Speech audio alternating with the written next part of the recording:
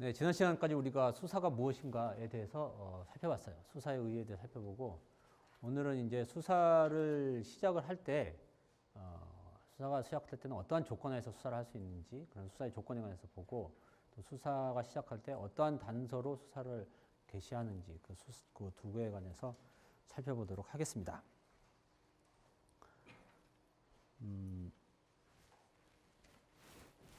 수사의 조건의 첫 번째 요건은 뭐냐면 수사를 할 때 수사가 필요해야지 수사를 할 수 있다고 하는 요건이 있어요.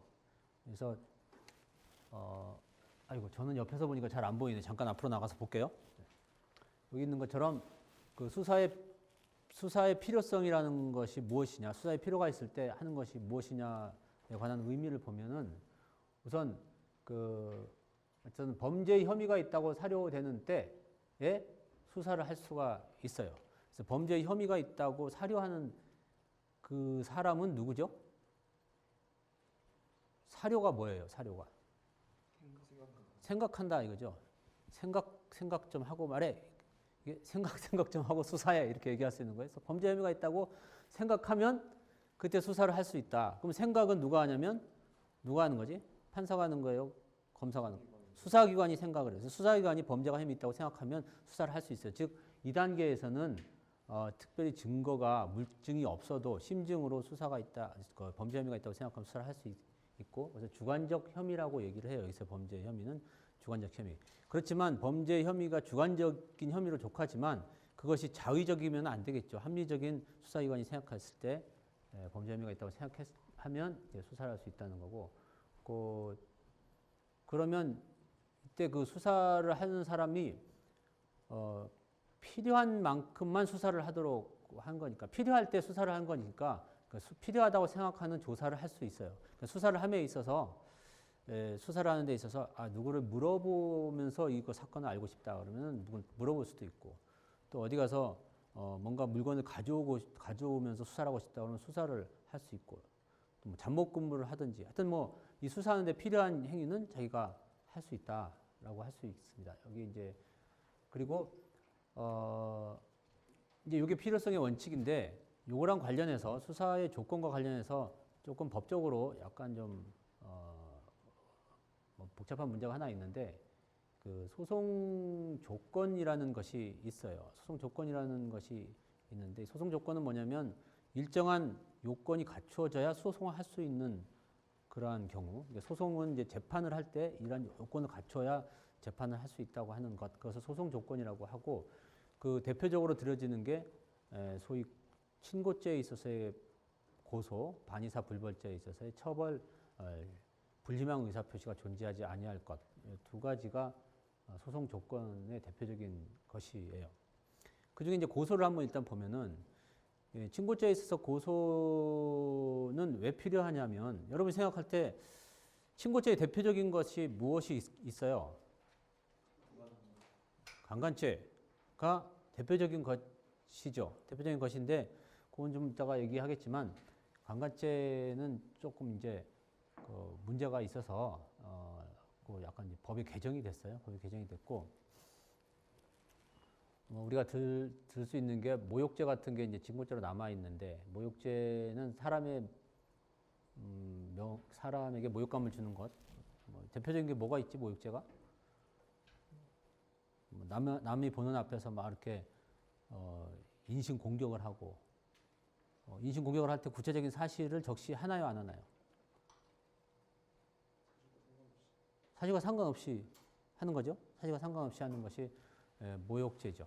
그래서 모욕죄의 경우에는 그 본인이 처벌해 주십시오라고 수사기관에 얘기하지 않는 한 처벌하지 못하게 되는 것이 이제 소송 조건인 거죠.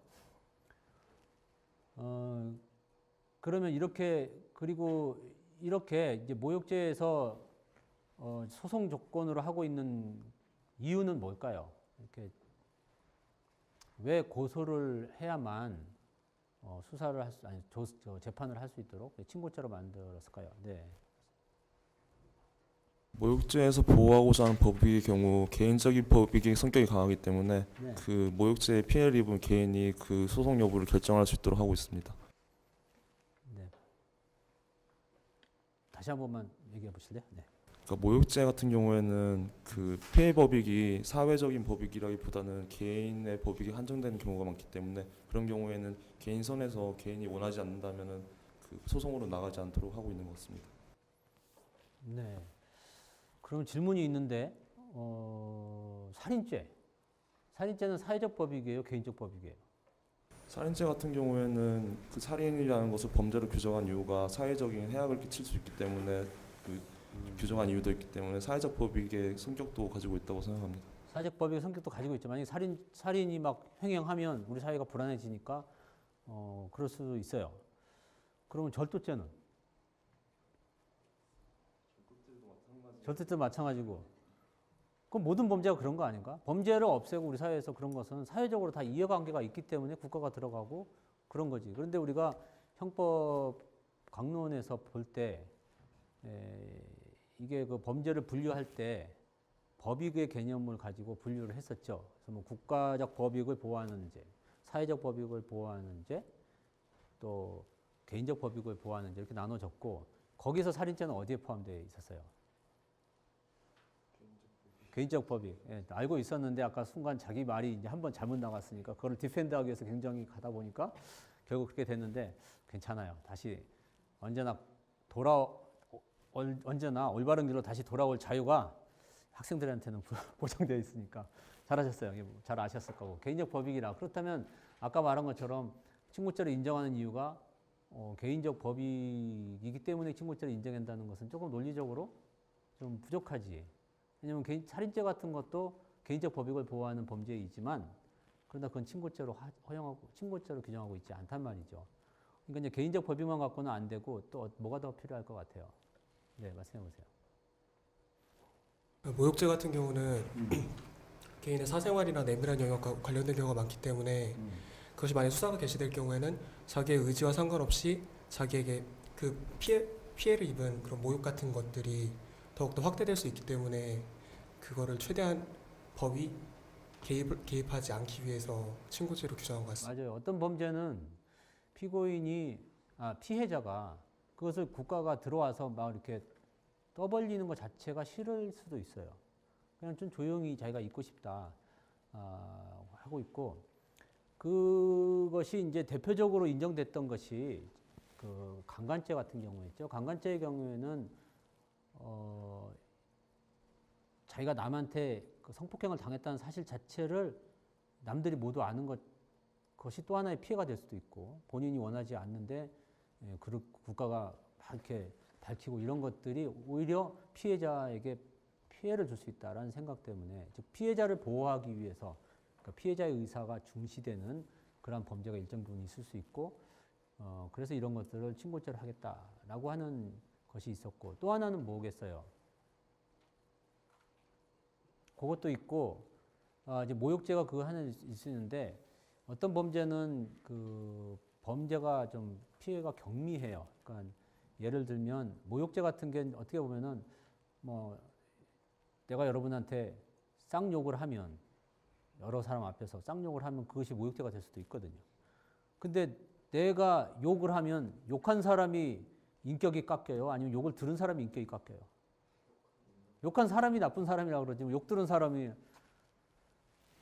근데 구체적으로 너는 어저께 컨닝을 했지? 그러면서 하면은 저 사람이 컨닝했나 보다 라고 생각할 수 있지만 그냥 내가 얘기를 하면은 욕 들은 사람이 뭐 크게 물론 뭔가 욕먹을 짓을 했나? 이렇게 의심은 있지만 그러나 뭐 그거 가지고 사람들이 그러니까 그럴 경우에는 뭐 피해자를 보호한다는 그런 것보다는 뭐 그 정도는 아주 경미한 범죄인데 그런 경우에 굳이 그 국가가 피해자가 원하지 않는데 들어갈 필요가 있느냐는 즉 두 가지가 이제 피해가 경미한 범죄 또는 그 특별히 그 피해자의 의사가 중시한 그러니까 피해자가 이제 비밀로 하고 싶은 이러한 것 두 가지 이유로 친고죄가 이제 인정이 됐었어요.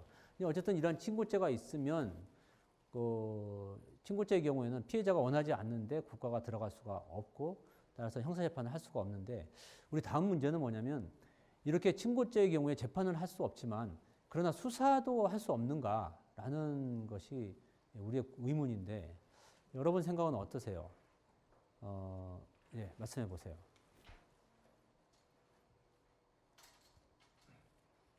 일단 수사는 허용하되 뭐 친고죄의 경우 아예 고소 고발이 안 될 것이 확실한 경우는 뭐 수사를 못하게 한다든지 그렇게 해야 될 것 같습니다. 네, 지금 말씀하신 이 그 해결책은 수사를 허용을 일단 하자. 그렇지만 고소 고발이 어차피 안 될 것 같은 경우에는 수사를 허용하지 않겠다라는 것도 하나의 솔루션이 될 수 있겠죠. 그런데 왜 수사를 일단 허용하려고 그러는 거죠? 아예 수사를 못하게 하는 게 더 좋지 않을까요? 그런데 수사의 특성상 시기가 있는 것인데 네. 전면적으로 금지했을 경우에 그 수사의 적절한 시기를 놓치게 될 수 있기 때문에 그렇게 네, 한다고 생각합니다. 맞습니다. 이 친고죄의 또 하나의 예가 우리 절도죄 같은 게 있을 수 있죠. 절도죄 같은 게 있는데 고소가 안 됐다고 해서 절도 범이 도망가는데 경찰이 이게 가만히 보고도 고소 올 때까지 고소인한테 전화 걸어서 고소인 오고 고소장 제출하시죠 한 다음에 그때부터 달려가서 범인을 잡으려고 생각을 하면 범인은 다 도망가지 않겠어요. 그러니까 고소인이 피해자가 누군지 고소인이 있는지 없는지를 따지지 않고 일단 수사를 하고 나서 그 다음에 고소인에게 물어볼 수 있는 것이지.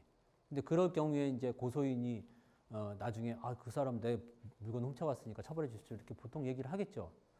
그런데 경우에 따라서 이게 처벌을 원하지 않는 것이 명백한 경우 또는 처벌을 원하지 않는다고 미리 말했는데도 불구하고 수사기관이 수사를 하게 된다면 결국 피해자의 의사를 반하게 되는 것이 있을 수 있으니까 그 절충적인 견해가 지금 우리 학생이 얘기한 것 같은 견해가 있어요.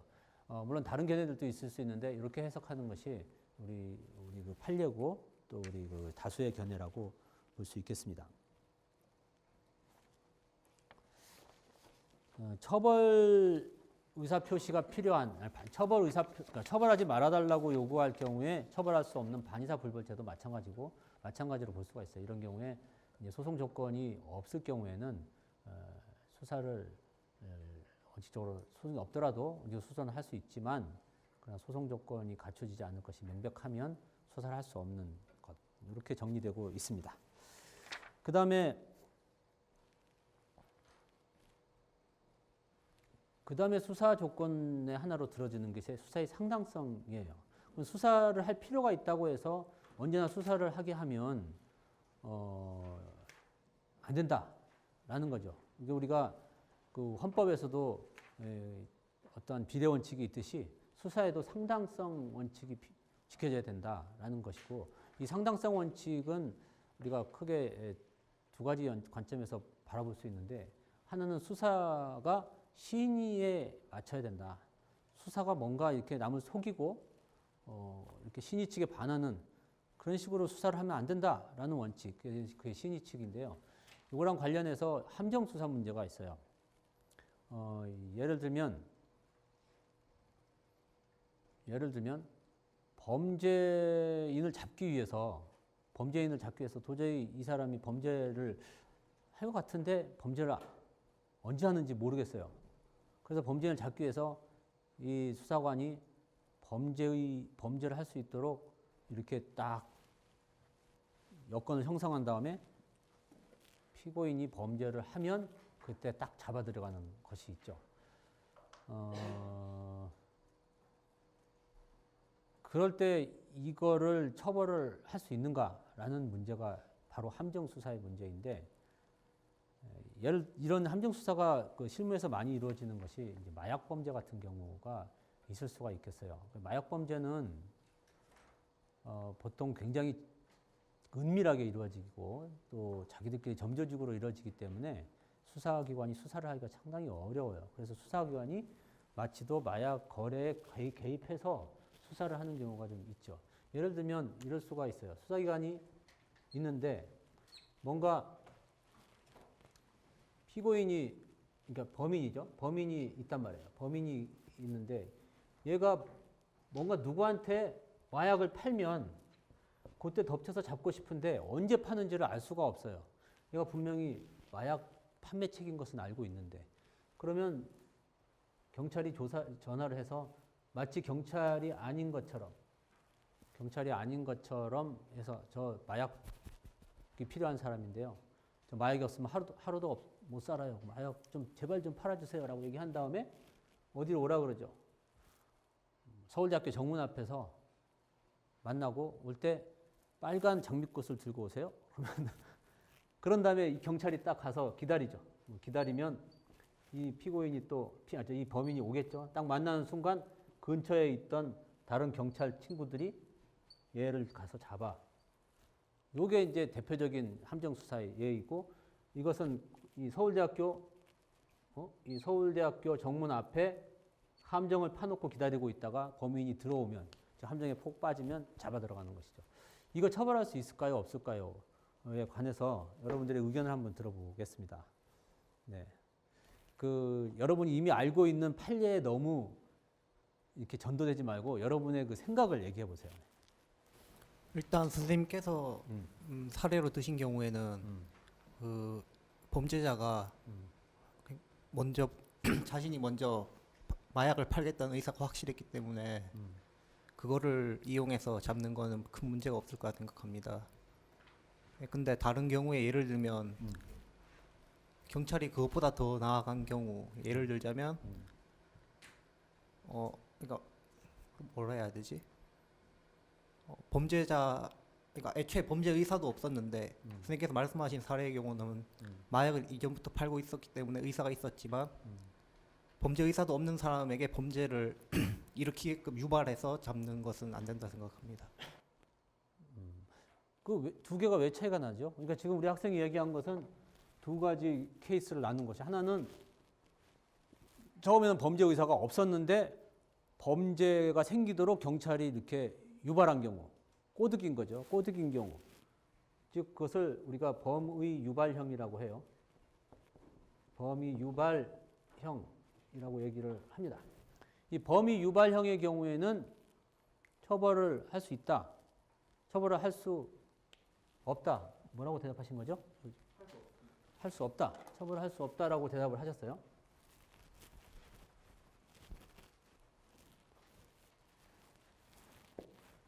처벌을 할 수 없다. 그런데 두 번째는 이미 범죄 의사는 가지고 있는데 어떻게 되는 거예요? 범죄 의사를 가지고 있는데 수사의 편의를 위해서 범죄할 기회를 이렇게 제공하는 케이스죠. 그걸 기회 제공형이라고 하죠. 기회 제공형. 이 경우에는 처벌을 할 수 있다. 이건 처벌할 수 없다라고 해요. 이 두 개의 차이는 뭐지? 꼭 이렇게 해야만 하나? 이거는 뭐 경찰이 없었으면 팔지 않았을 사람이지. 어차피 경찰이 없었으면 범죄를 안 저질렀을 거 아니에요. 그 구체적인 범죄는. 이 사람은 다른 사람이 나타나서 다른 범죄를 저질렀을지 모르지만 경찰에 안 저질렀으면 집에서 낮잠을 자고 소고기나 사 먹으면서 행복하게 살 수 있었을 텐데 경찰이 괜히 오라 그래갖고 했단 말이에요.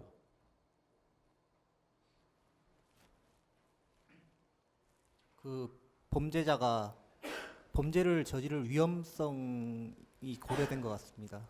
그러니까 수사기관이 개입하지 않았더라도 범죄를 일으킬 수 있는 위험성이 높았다면 2번으로 갈 수 있는 것 위험성이 같습니다. 높다. 그러면은 범죄 위험성만 있으면 처벌할 수 있다는 위험형법으로 가고 싶어요?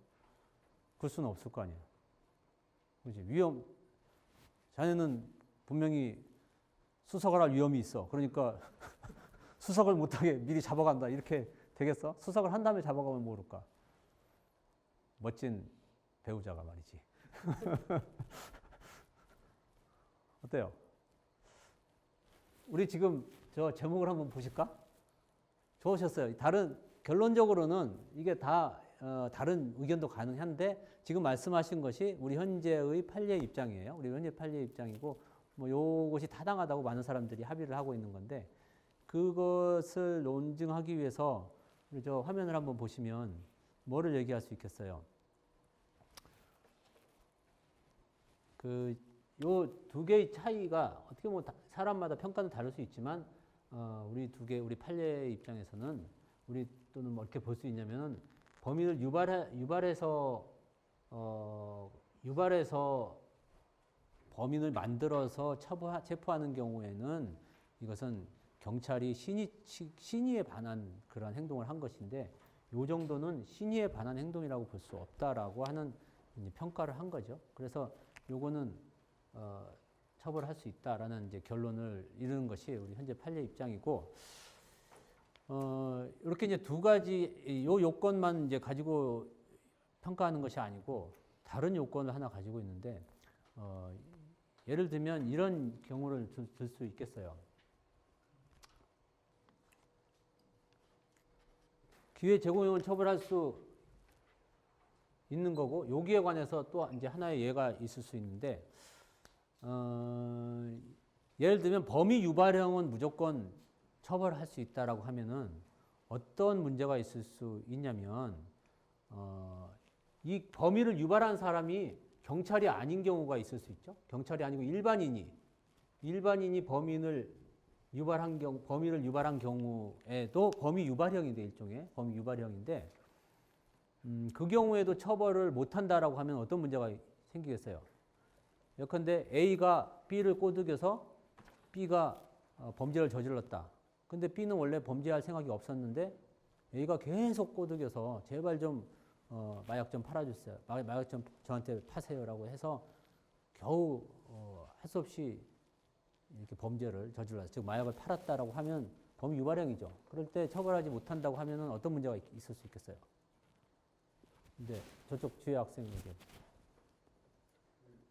그렇게 되면은 범죄를 실제로 행한 사람은 처벌을 못하기 때문에 그것을 이제 교사한 사람만 네. 이제 처벌을 할 수 있다고 하면 범죄 청구나 다른 어떤 범죄 중재 같은 것을 부탁할 수 있는 그런 위험성이 있다고 생각됩니다. 네, 맞습니다. 그러니까 이렇게 되면 우리 교사범이라는 개념 자체를 포기하는 거죠. 그러니까 교사범이라는 범죄가 있잖아요. 그래서 교사범, 일반인끼리 교사를 하고 그 교사를 받은 피교사가 범죄를 저지르면 피교사자, 즉 범죄를 저지른 자는 실행정범으로 처벌을 하고 교사한 사람은 교사범으로 처벌하니까 이것은 이제 공범의 기본적인 그 평가 방법이고, 그래서 이 그 함정 수사랑 관련됐을 때 우리가 생각할 수 있는 것은 요 꼬드긴 사람이 경찰이어야 된다는 거죠. 꼬드긴 사람이 경찰이어야만, 또는 수사기관, 검사든지 하여튼 경찰이어야 여기에 범위 유발형으로서 이렇게 처벌을 받지 않을 수 있고, 그게 이제 수사기관이 시인칙을 반했는가의 문제이죠. 그러니까 경찰이 꼬드긴 경우도 있을 수 있고, 또 하나는 경찰이 자기가 직접 꼬드겨도 되지만 다른 사람을 시켜서 꼬드겨도 마찬가지로 여기에 해당한다고 볼 수가 있겠어요. 우리 그 2007도 7680 판결에서 문제됐던 사건은 요거보다 조금 아주 애매한 사건인데, 그 사건의 내용은 이런 거였어요. 처음에 범인을 꼬드긴 사람은 일반인이었어요. 일반인이 범인을 꼬드게 됐는데, 이때 일반인이 왜 꼬드겼냐면, 이렇게 범인을 꼬드겨서 범인을 잡으면 그 잡은 공적이 있을 거 아니에요. 그 공적 때문에 이미 잡힌 다른 사람이 어떤 구속 상태에서 풀려날 수도 있도록 그것을 기대하면서 계속 범위를 꼬드겼던 그런 사건이었었어요. 꼬드겼고, 다만 꼬드길 때 자기가 꼬드겨서 범죄를 저지른 그 상황, 즉 그 마약을 판매하는 그 상황에서 그 사람을 체포해야 되기 때문에 경찰에 알려줬죠. 경찰에 알려줬고, 이렇게 꼬드길 테니까 경찰이 와달라라고 얘기를 하고 경찰과 다 얘기한 상태에서 갔어요. 이런 경우는 어떨 것 같아요? 여러분 생각에 이게 경찰이 이렇게 평가했을 때 경찰이 개입됐다고 평가하면 범위 유발형 함정수사로서 처벌을 못하는 거고, 이것은 경찰이 개입된 것이 아니고 일반인이 개입한 것일 뿐이다라고 평가를 한다면 처벌을 할 수 있는 거고, 그렇죠? 여러분 생각은 어떠세요? 네, 말씀해 보십시오.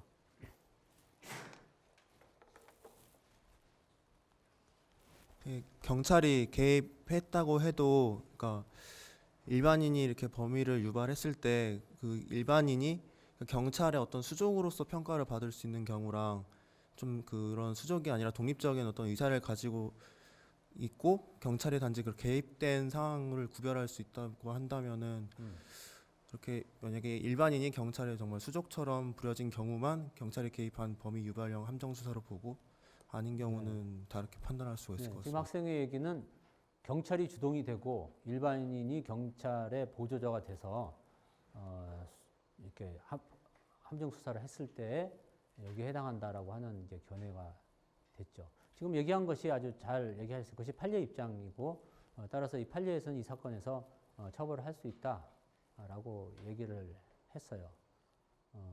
그런데 이제 뭐 판례 입장, 이거는 사건이 좀 애매한 사건이기 때문에 다른 견해도 있을 수는 있어요. 이런 경우에 결국은 경찰이 개입한 거 아닌가 이렇게 볼 수도 있는데 우리 판례는 우리의 이론, 즉 신의칙과 관련해서 본다면 경찰이 막 스스로 기획을 하고 들어가서 잡았으면 그건 신의칙에 반하는 거지만 이미 일반인들이 즉 그 교사를 하고 범죄를 하고 이런 것들에 다 처벌되는 그런 일반인들이 자기들이 플랜을 짜고 기획을 했고 그 사실을 경찰에 알렸을 뿐이고 경찰은 소극적으로 그 범죄 정보를 가지고 들어가서 범인을 잡았을 뿐이다. 이런 것은 신의칙에 반한다고 볼 수 없다라고 이제 우리가 해석을 할 수 있고 그래서 요거는 이제 처벌할 수 있다라고 한 것이죠.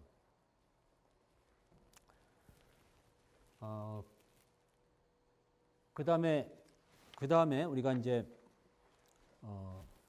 만약에 그 함정 수사로 처벌을 할 수 없다라고 했을 때 좀 법적으로 우리가 법률가니까 평가를 해보면 왜 처벌할 수 없는가, 무슨 논거로 처벌할 수 없는가라는 관점을 살펴봐야 되는데요.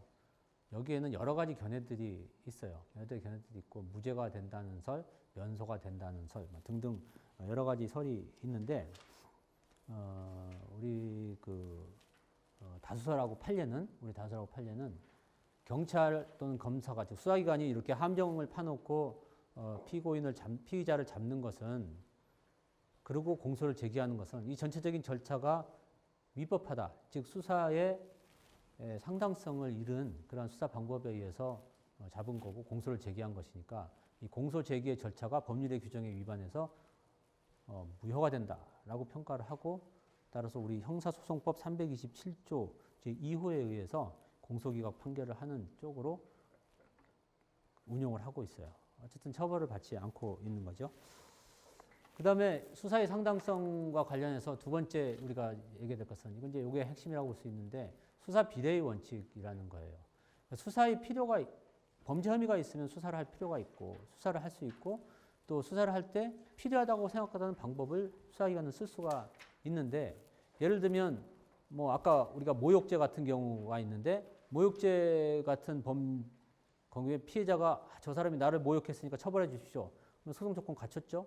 그래서 수사를 하는데 그래? 그러면 너는 범죄를 저질렀으니까 이리 와. 그러면서 바로 구속을 하고 경찰에다 가두고 경찰서 유치장에 가두고 그 다음에 조사를 한다.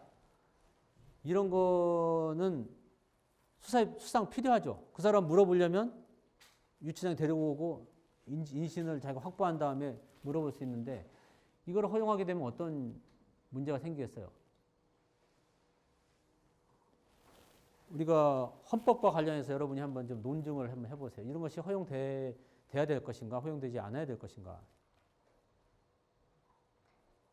네, 말씀해 보세요. 헌법과 관련해서 보면 그 헌법 37조 2항의 네.